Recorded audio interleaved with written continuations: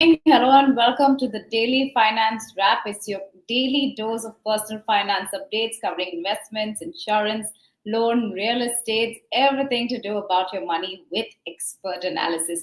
We'll also take a few viewers' queries and questions, so please keep commenting on this YouTube live stream. If you have any questions, we'll have our experts answer them for you. I'm your host, Stacey Pereira, and of course, we all know how much it takes for to get prepared for your big day. The planning could start well in advance, and we know it's also a very expensive affair. So in today's episode of the Daily Finance Wrap, we're going to try and give you a couple of strategies that you could go on to adopt to make this whole process much simpler and much more enjoyable, right from tips and tricks that you could use where you could end up saving even from that big wedding day budget, and also how you should be planning that budget. More importantly, help you plan, save for this big day. We'll dive into all of those details, but before we get to that, a quick look at all the top headlines from today.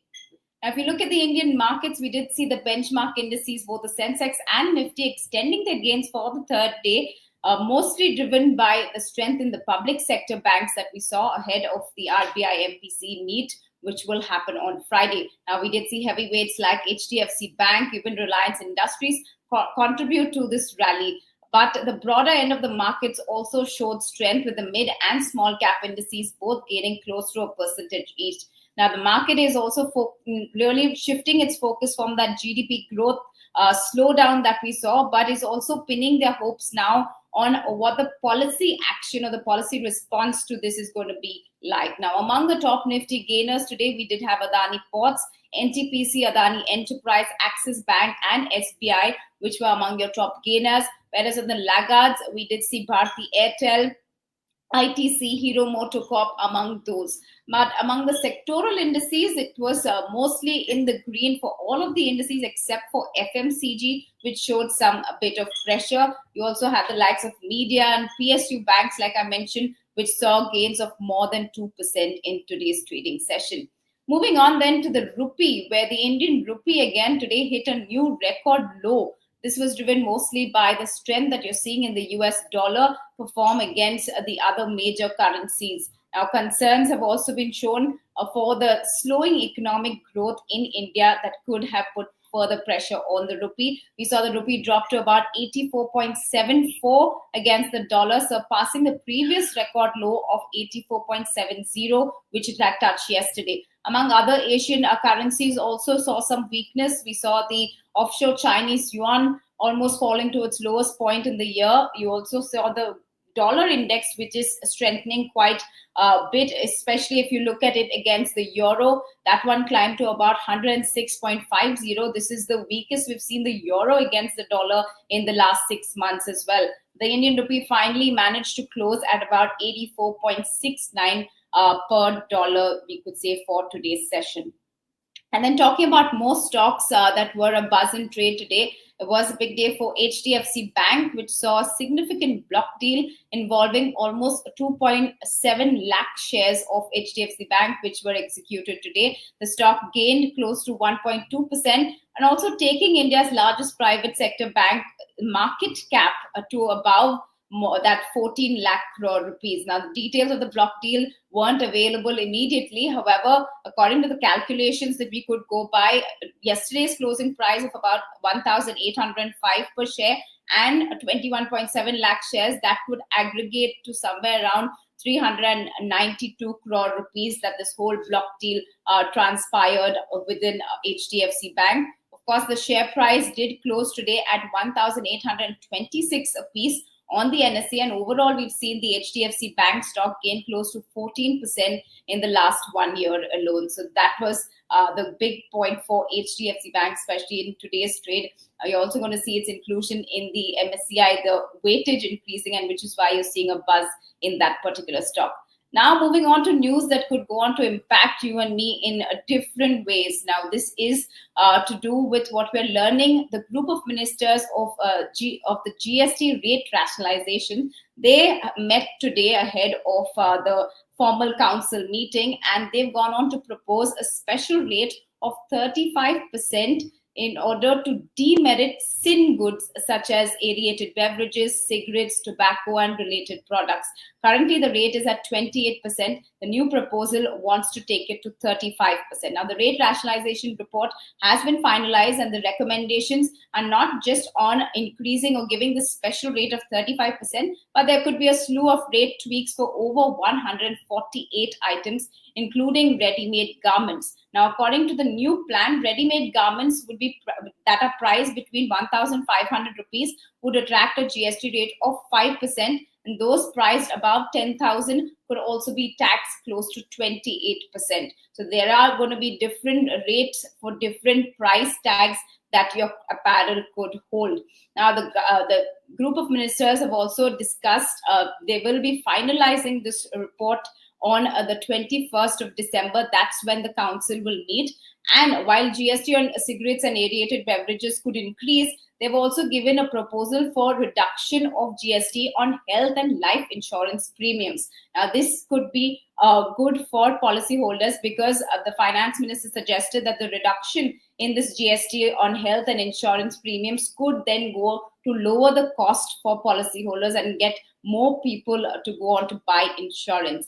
Now, following these announcements, we did see shares of the likes of an ITC, Varun Beverages, and also VST Industries. All of these did take a knock in trade today, falling up to 5% in today's session after these announcements. But remember, the final decision will come on December 21st. That's when the GST Council will meet. Moving on then to more corporate related news, where we saw the Adani Group of stocks also in focus today. Now, this happened after entities linked to the Adani Group have reportedly approached SEBI to settle the allegations of breaching public shareholder norms in 4 of its group's listed companies. Now, among those seeking settlements in the Emerging India Focus Fund, this is a Mauritius-based foreign portfolio investor who allegedly was connected to Vinod Adani, the elder half-brother of Gautam Adani, as well as reports that EIFF, or the Emerging India Focus Funds, had proposed a settlement of close to 28 lakh rupees. Others individuals also tied to the Adani Group, like Vinay Prakash, the director of Adani Enterprise, Amit Desai, a director of Ambuja Cements, have also each offered 3 lakhs to settle this case.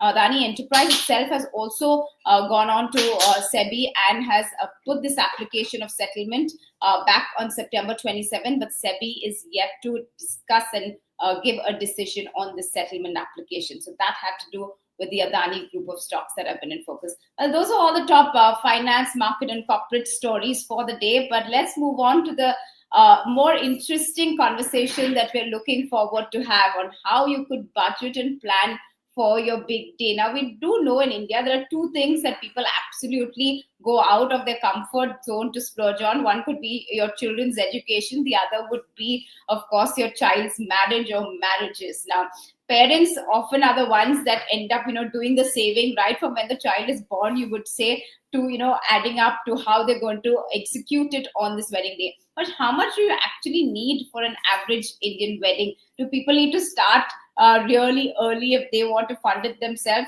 A couple of reports suggested, almost 1/5 of a life saving just goes in that one day. And if so, then there has to be a lot of planning and a lot of involvement that one needs to make towards getting to that budget. So in today's episode, that's exactly what we're going to be discussing with my guest, Vikram Mehta of Mpire Weddings and Events joins me, and he'll try and help us navigate this maze when it comes to wedding planning altogether. Welcome on the show, Vikram. It's a pleasure to have you with us.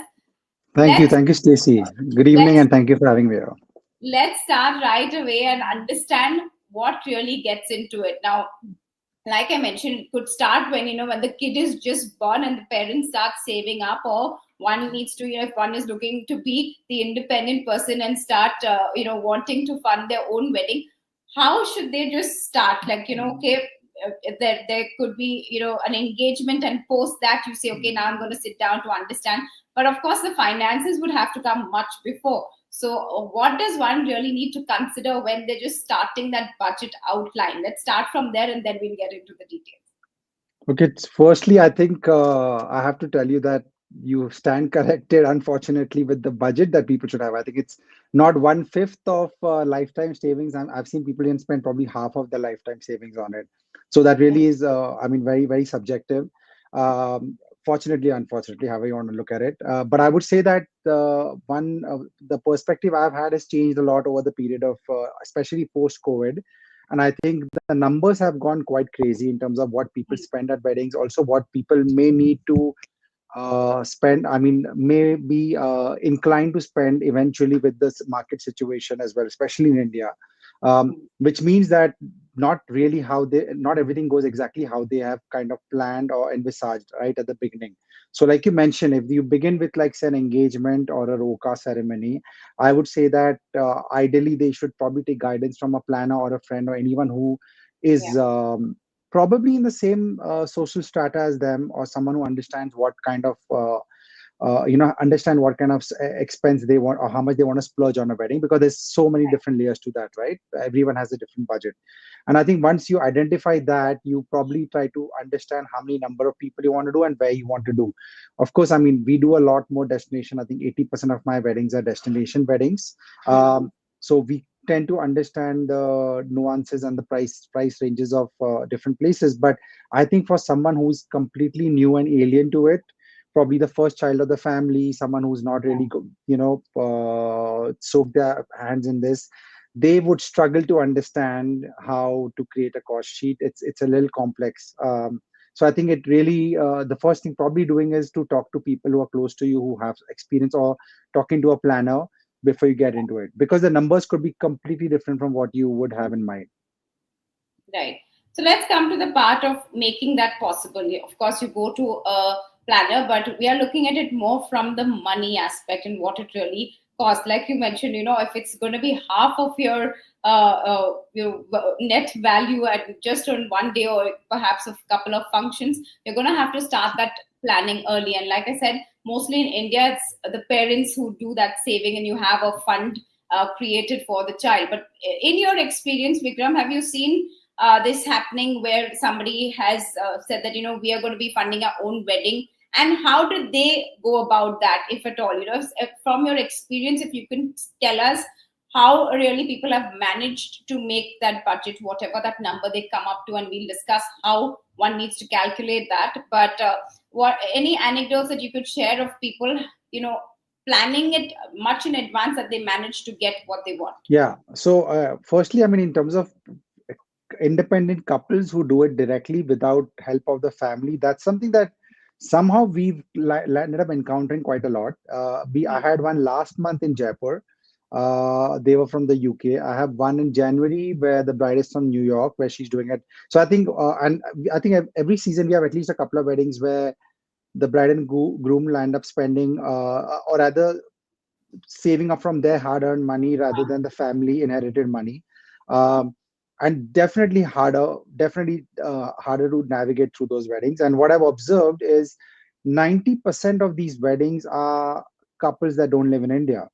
And whenever it's probably NRIs or people who working abroad now, but anyone who's probably born brought up all year in India, usually is the parents involved in the planning. So firstly, the interesting part is I think it's usually with people who are not so much in India. When you're in India, it's usually the family who's paying for it. So that's Right. one specific thing I've observed. uh, it's harder because they are extremely particular about what they want to spend on. And also they tend to be a lot more well traveled, so they Right. have taste which is a little more exquisite, and then you have to kind of cater to that, keep their taste and standards in mind, and also keep their budget in mind. So it gets a lot harder even for them to understand how and why Indian weddings are so crazy expensive. So because when you live in London, or in the US or Canada or wherever, or Dubai also, like Dubai not so much, but for the rest of the world, I think you kind of don't have an actual idea of what Indian weddings are, how expensive Indian weddings are, especially in India. So I think that getting them cognizant to that is a challenge. Firstly, Right. when it comes to the families, it's easier. If I mean, it can get harder with more family members involved. Definitely, it's easier if you have just two or three people. But with families having a higher budget, or them being aware of the budgets that they should have, it gets easier to explain that to them. Right. Now, many are also of the view where, we are saying spending a huge amount of money will probably not just burn a hole in your pocket, but the couple or the families might then have lesser money for more important things in life. What is your take on this kind of situation? Of course, you're on the other end of the spectrum, but have you seen people, come up and give you that kind of a reaction and then still want a nice, fancy wedding? And is that possible to do? You want to put me out of business, Stacy, by answering this? No, I'll tell you what. I personally feel that it's not necessary to spend the kind of money we spend. I think it's a culture thing, to be honest. What I think we not realize is it's an Indian wedding culture thing. What we tend to do is we spend a lot on weddings, and it's something that's kind of ingrained in us from childhood. So it's a Yeah. programming that we have. It becomes something special. I mean, you see people, and I think the big difference, if you observe, is the number of people attending. It's not like the weddings in the West don't spend money. They do. But what they do is they spend on one big event, and they keep it limited to 100 people or 150 people. I mean, for them, 150, 200 is a huge number. And I've done weddings in Hawaii. I've done weddings of Americans, Chinese. I've done Mhm. weddings of Germans as well. And I know that the way they look at numbers is very different from the way we look at numbers. For us, a 200, 250 room people wedding is intimate wedding. So Correct. firstly, that's one thing that I have to tell you. And other thing is, in term, my personal view is that, I mean, if you're doing a wedding, then you do it properly. If you're doing a proper wedding where you're doing a destination, then you rather do it properly, which is Hmm. like, I mean, you don't kind of, compromise on your decor, or don't compromise on entertainment. If you have to do it in a certain standard, or else just do a simple wedding like a court wedding, or just registration of one event, and that's it. That's my Hmm. personal view. And I Right. definitely agree that investing in, like, on yourself, or like a honeymoon, a lovely honeymoon somewhere, buying a new apartment together, would probably be very more of an investment for the couple, or anyone, for that matter. But that's Right. very personal. um, uh, as far as, I mean, I feel like we definitely spend a lot more at weddings than we should. I mean, culturally, like I said, it's an Indian thing. Right. Oh, okay. Now I'm we know not that the complaining though wisdom. about it. Yeah. Then, of course, we know that we've decided we're going to have a wedding. Is there like a checklist of sorts of how one can go about it? Of course, you'll have the date first that gets mentioned, and then the kind of events you want to have, number of guests. What all does one need to factor in to be considering while making that wedding budget specifically? Yeah. So actually, I'm pretty sure if you ask two, three planners or five planners, each one would have a different way. But I have a certain way that the format that I follow. Typically, what I do is I try to understand their number of people, the most important thing, and then the number of days, and then, of course, the destination they have in mind. And then what I try to do is I explain to them, I give them a download, most importantly, of the venue. So when it Hmm. comes to the venue, wedding venue, I try to explain to them that the cost towards the rooms, which is basically not just the rooms, is the breakfast, the lunch, the evening high tea, dinner. If you're doing a late night party, then the supper, after party, because we Right. have food at almost all events at the weddings. So Hmm. that whole thing comes under one thing, right? Because you sign that off and that's done. So I would Okay. say the wedding venues typically would be roughly about 40% of your cost. Again, Okay. this varies, right? There are hotels which are like, I mean, you have your Rambagh Palace and Uday Vilas and Yeah. Raffles and all, which are 7 stars. Yeah. So those would probably be a lot more expensive than your run of the mill, or even your regular, I would say, a Regis or Fairmont for that matter. So then you need to kind of figure that, because then you're kind of increasing from 40% to 60 or 70% of their cost going in just a venue. But I think that's your first aspect. Second would be your beverage consumption, which people tend to not realize is a massive amount. And especially in India with the taxes, the Yeah. amount of money, if you're doing liquor, it's very, very, very expensive. And that's not going with your room. That doesn't get sold attached to the room. Right. So you're paying separately for that. That's your second aspect, and then comes a whole list of items, which kind of is your decor, production, entertainment, Hmm. um, sound and lights, hampers, mehndi, choreographers, Right. special effects, entries, and anchor. If you're doing bartenders, mixologies become a big thing today. Of course, wedding planner, Yeah. photographers, like I mentioned. So That's a whole list actually. That's about, I would say, 40, 50 things, including your pundit, your logistics from the airport, collaterals, invitation cards, all of that. So that is again a whole list. And I believe that if you ask me how to go about it, I would say that try to save up on your property, because Mm. once you sign, that's gone. And the rest of it, you can kind of, alongside the planner's help, you can kind of, try to see where you really want to, spend, and make the most of the bang for your buck. Like, try to obviously pick and choose the areas where you really want to spend. So that's Right. how In fact, I curate a wedding. I was just going to come to that. Really saying, share some tips on which part of that budget can one really, maneuver with, or manage to save in what aspects, and where should one really draw that line when it comes to compromise versus must-haves that you cannot be tweaking around with. Like, you do know if it's the ceremonies and the pundits and all of those have to be involved, so you have to keep those costs aside. So there's no tweaking when it comes to those things. But are there areas in which you do can make some bit of compromise and can end up saving, and what would those be? So I'll come to the areas which you can, but I'll tell you the areas which you can't first. There are something which are bare necessities, which a lot of, in fact, I realize a lot of couples who call me and who are completely obviously alien to how this process is, they tend to forget that there is a big component towards, say, airport pickups of guests, or the hampers you place in the room, or the meals you provide to them if they come a day prior. There are a lot of hidden costs which you tend to not realize. So I think those are Right. kind of fixed. You can't do without it. You can't not have basic airport pickups. You can't have not have your mehndi walis come there. You can't have generators because you need power supply for every event.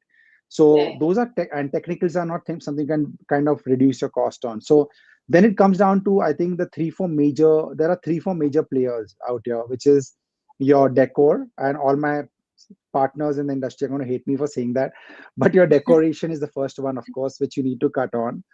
Second would be, surprisingly, photographers. Hmm. People tend to spend a lot on photographers. I mean, there's absolutely no problem in that, but that's a big item. Third would be makeup artist of the bride. Again, that could be in the longer run a smaller amount, but it is a very big aspect that people consider. They land up spending a lot more than their budget. And entertainment. Hmm. So you start with, maybe, listen, I just want one singer, one for the Sangeet, but then you'll end up having a good DJ. You're going to land up having another artist for the reception. You want a saxophone guy in the day. So kind of understanding where you want to spend on entertainment. So these are, and of course, even the wedding planner for that matter. I Right. think these 4 5 items are the ones you'll end up spending your major chunk on, and you could probably be mindful before you spend on. Right. Are there also tricks that you could share with us on, when you want to go ahead and plan this? Like, an off-season rate would definitely help, no, would be much lesser and things like that. So, of course, you're saying decor, you can, save with your photographer. You'll be negotiating with these vendors, and you can probably get a better price with this. But are there also times and, kind of different ways that you can help in automatically getting that budget much lower? Yeah, I think tricks of the trade, like they say, and I'm sure that this is the same for every industry, but typically how it works is there is a whole circulation of SIA dates, which is the auspicious dates. They're called Okay. SIA dates. So those SAVA dates also some call. So those dates go out to the entire industry. You'll be surprised. Even hotels in Thailand and sales directors in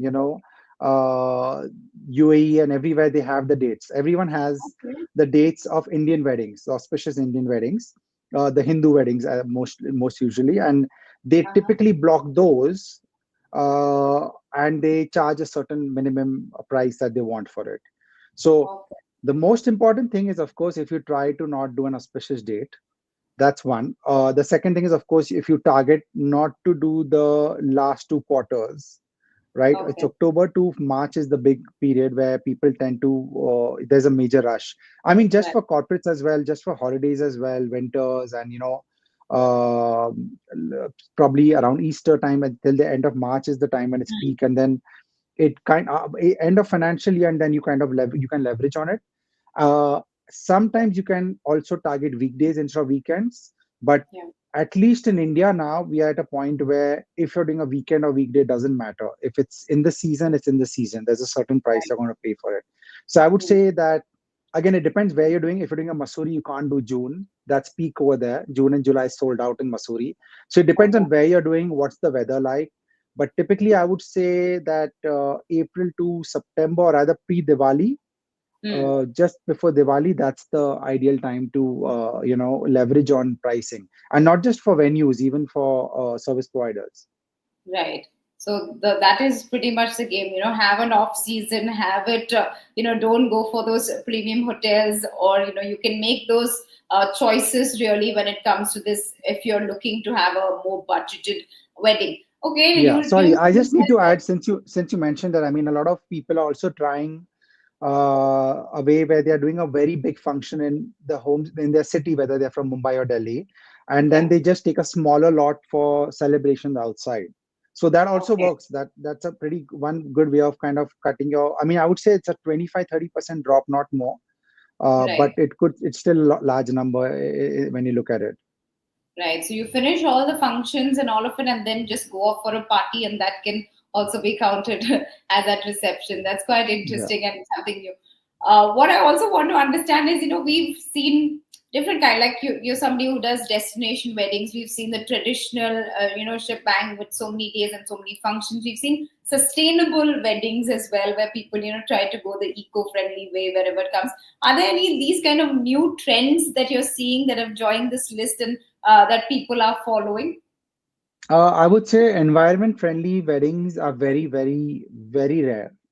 I do see couples do insist those stuff like ensuring that if there's spare food left every event, then it goes to an NGO or an orphanage. If there is hampers and gifts left, then we can give it to local villages. So that's those initiatives by couples are very endearing, and I've seen that happen. They come with a lot of restrictions, of course, for hygiene reasons. Of course, hotel cannot just give the food, right? So stuff like that. So we encounter those. Uh, Having said that, I think in terms of trends, I would say that not so much to do with environment friendly or anything to do in terms of on a larger scale, in terms of how we look at it from the world perspective, but in terms Hmm. of actual wedding innovation, I think Hmm. people tend to now consider the idea of SFX, VFX, and even 3D mapping, project mapping, drone Okay. shows. So you'll see a lot of that happening. 3D mapping is something you must have seen. Even actually, we've done it for Mr. Modi's done it. I Hmm. think on Republic Day as well. And so you can do stuff Yeah. like that, which goes across the building, the palace. I've seen it at the Sea Link as well, done in Mumbai. So that's something that we've done across palaces. On the walls of palaces, you can do a full Hmm. story of the couple on it, or you can do a complete drone show with multiple drones in the sky. So I think with the augment of VFX and artificial intelligence and all of that, you kind of are able to do a lot more now, in terms of technology. Right.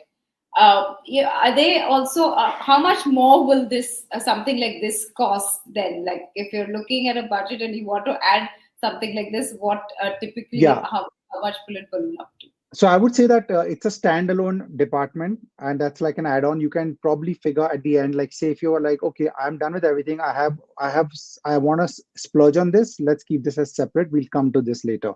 So that's an Right. easier way to do it because it's not kind of plugged into everything else. For instance, when you're doing decor, you have to kind of link the decor with your entertainment, your sound, your lights, your generator, your special effects for entries. This is separate. So what we typically do is we kind of tell the couple about the cost that it might. So the cost obviously depends on where you're doing it, like what's the size, what's the area, what kind of stuff you're looking at. But typically I would say about 2 to 3 million rupees, 20 to 30 lakh at least, Mhm. for a show, which could be Okay. just a 3 or 4 minute show Right. of mapping the whole place, which entails the team coming and obviously getting measurements, setting it up 48 hours prior. So that's how it works. But I would Hmm. say 20-30 lakh minimum is what you spend, and then sometimes you can keep it as a park it on the side and right at the end, because we work for 9-10 months for a wedding. So right at the end, if you want to take a call, you can take a call if you want to add it in. Right. Now, what if I want to put some numbers? an average Indian wedding, given all of these costs, not the more extravagant or the ones that we're splurging on, but an average Indian wedding, considering your caterers, the bare basics, what could a figure come out for an average Indian wedding, so that Look, people could I know think that that is the number they're supposed to be, working towards for their big correct. day. So look, I mean, I've realized something that as a country, we are a big country. We are doing it. We are doing I mean, thousands and probably lakhs of weddings in a month, in a day as well. To be honest, across India. So I'm Yeah. sure people have different budgets. How I look at it, honestly, is if you're looking at anything that's a good wedding, you should probably target 100,000 to 150,000 per guest. 1 Okay. lakh rupees to 1,50,000 rupees per guest. Typically, I think the weddings we do are range anything from 4 cr to and above, and I mean, I'm sure that this number was probably 3 cr pre-COVID, but it starts at 4 cr now. Hmm. I'm sure there are weddings which probably are done less than 4 cr also. But then there is some compromise, or for instance, they would, for example, not do stay for the guest, right? They would do a Mumbai weddings, people take care of their own stay, something like that. So then you can kind of, but if you're looking at a proper full-fledged wedding, you're definitely looking at 4 cr and above, or at least 100 to 150,000 rupees per person. Right. And is this considering like a 2-3 day event, or you're just saying that one wedding day? No, no, no. I'm talking about a full destination wedding. I would say 2 days to 2.5 days. And when I say half day, means sometimes, the family or the close friends come earlier. I would say Understood. 150,000 per person. So that's a Okay. bare minimum. So if you're looking at a 250, 300 people wedding, you're looking at 4 to 5 lakh. So it comes down to pretty much what I mentioned in the round figure. Correct. Let's get a couple of queries that are coming in. Ashish Thakur wants to know that he's already spent most of the money that he had budgeted for in his wedding funds on the venue and also outfits and jewelry. Can you suggest any last minute hacks that will ensure that he doesn't end up overspending, because already most of it is gone in his venue and outfit? What else could he save up on? I would say that in such a case where if he's already kind of at a threshold with the budgets, I would say that probably not spend so much on decoration. And what I mean by that is the look of the place. Hmm. Even for that matter, the providers, service providers, whether it's the wedding planner, photographer, maybe concentrate a lot more on experiences. Yeah. For instance, like get a nice guitarist to play somewhere, get a good DJ for a lower on the lower range, or do a lot more activities for guests, because what you can obviously people take back is the guest experiences and the food. Those are two things in Indian weddings people talk about much later. So I think if you have an event where there's a lot of entertainment, and when I say a lot of entertainment, it doesn't mean you're spending money. You could have a Hmm. family member host a nice game, right? Right. You can have a better show flow, better flow of events, better, more entertainment, or more things for people to do, get the more interactive stuff. Maybe you can do that. Maybe you can curate a nice bar menu which has customized names based on family members. That's what I Hmm. typically do. So give that personal touch. That doesn't cost you things. So maybe Right. you can consider on now experiences rather than the overall appearance of the venue or the space.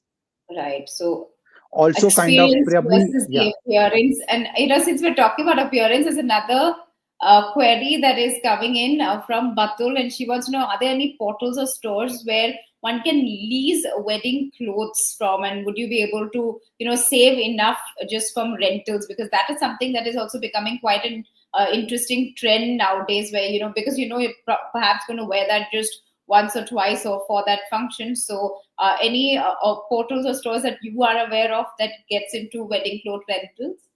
I can see that everyone's concerned about the amount they spend on the outfit and jewelry, and we don't even account that in our wedding planning. Imagine. I think that there are some places that do that. They do give, but I don't think that necessarily she'll find the desired outfits Hmm. and stuff there. I personally do not work with them. We generally have partners in every department. I do not work with any associates in that aspect, but I do know there are companies and people who do that. Obviously, the good ones and established ones don't do that. So it could be you could land up having something substandard or cheap imitations. It's not something I would recommend. Right, right. Another interesting query coming in from Anudeep Jadhav. He's saying, is there any insurance options that are available for wedding in case of last minute, rain or any other kind of problems? How does one safeguard? Because you would have already given big advance amounts. So in case there is an hiccup, how is that resolved? And you perhaps could also share some story or anecdote if that has ever happened. How does one really recover from such a thing, if it's an unprecedented event like that? I mean, one thing is throughout the whole COVID situation, of course, we had a clause with post major clause with the hotel where we are getting refunds, Yeah. which we managed. I think barring maybe one odd hotel, almost every hotel has always refunded the proper hotel guests in a situation like that. Which is a COVID clause, and then of course there's a force majeure clause, like I mentioned, right? So I think those two are separate. When it comes to something like rains, you unfortunately have to still do a plan B, which is what we typically do. Wherever we do it, we have a plan A and a plan B. For instance, if you're doing a Phuket, it rains like 8 or 9 months of the year. Whatever month you go, you can encounter that. Same happens in Kerala. So you kind of need to be a little mindful of that. But I think the insurance, but it's interesting because I had that at a wedding which I did last week in Udaipur, Yeah. where the bride's father did insist on, insurance. And the process of insurance in from those agencies was so in depth, where they get Okay. into cost of every single thing, to a point where you realize that it's not worth it, right? In terms of wanting what you're trying to do, in terms of explaining to them what all you're spending on and what all we need to cover. I think Okay. getting a hotel covered is the most important thing. And Uh-huh. then with your vendors, if you really feel there is a concern, you can probably individually do a clause with every vendor.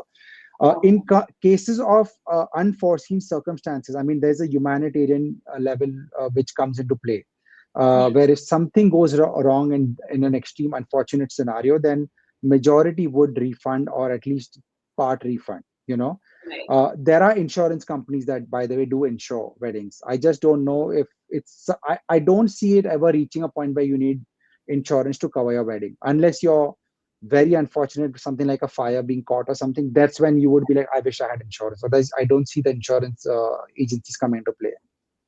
Right.